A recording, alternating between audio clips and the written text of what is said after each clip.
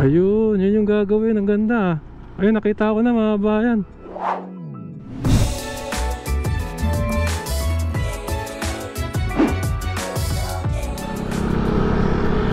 Okay, magandang araw mga kababayan. Nandito tayo ngayon sa parte po, ano? Kung doon nagkakamali, Vito Cruz, Tumbok. Kaling tayong CCP Complex. Ayan, mga kabayan, ito lang, no, update natin. Isa pa sa mga dinemolish na talaga namang sikat na mall dito. Itong along Mabini Street, ayan, no, Harrison Plaza. So ito po, diretso po niya, no, papunta na po yan ng Top Avenue.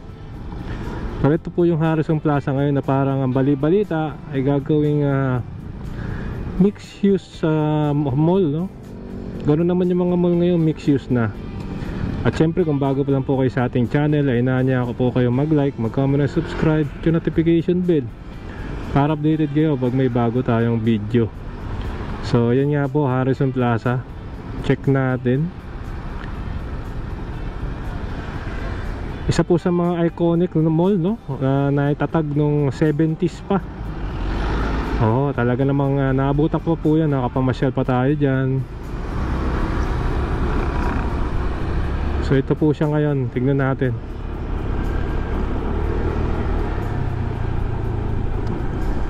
Tapat lang po siya ng Bangko Sentral ng Pilipinas.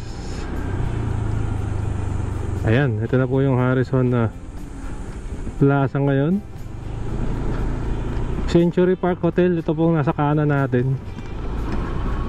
Ayan, ginawang parkingan. Wala na mga band, sinisimulan na yung yung ganap dito ng paglalagay ng panibagong gusali. So, tignan natin.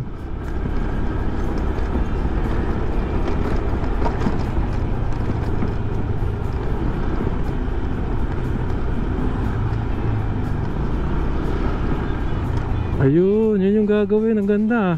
Ayun, nakita ko na mga bayan. SMDC nga. Mamaya pagbalik pakita ko sa inyo. Ang ganda, parang may mga green yung So alam na natin yung itsura na itong Harrison Plaza. Dating Harrison Plaza pala. Ngayon ay magiging SMDC.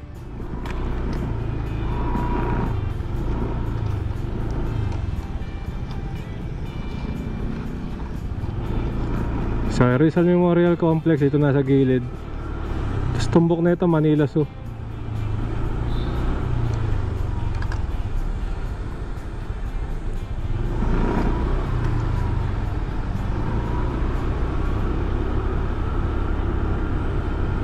So yun,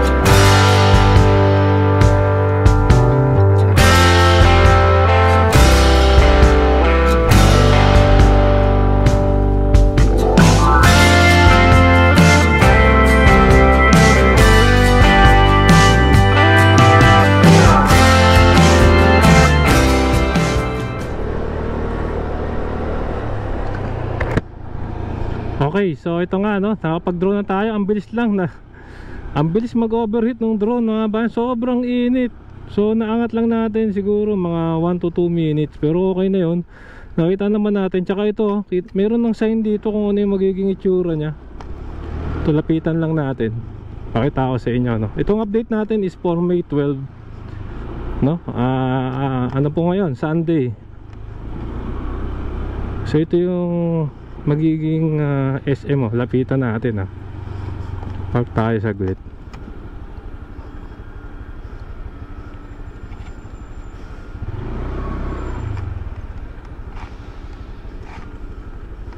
Itsura nyo SM Harrison pang pangalan. So ito yung magiging itsura nya, SM Harrison. Parang mix condo nga. Ayan oh. Mas mataas na siya ngayon. Na-retain nila yung Harrison. Grabe, nakakahingal yung init. Okay, so yun na mga bayan, ang latest update natin. Former Harrison Plaza. Ang mangyari pala, pangalan nito SM Harrison. So alam na natin, SMDC project siya, mixed use siya.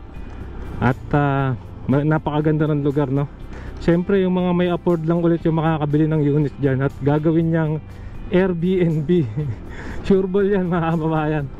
O makakita ka niya sa Agoda, Booking.com. Hindi naman for siguro konting-konti lang yung talaga magiging residente dyan. Papaupahan yan. So kanan na tayo rito.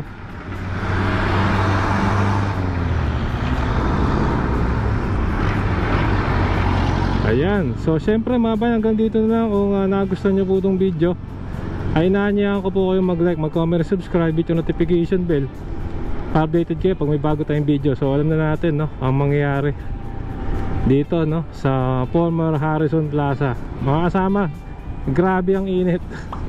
Nakakapanghina. Anyway, maraming po salamat. Keep safe, at malasakit, sarap maglakbay. And see you po sa next vlog update mga kasama.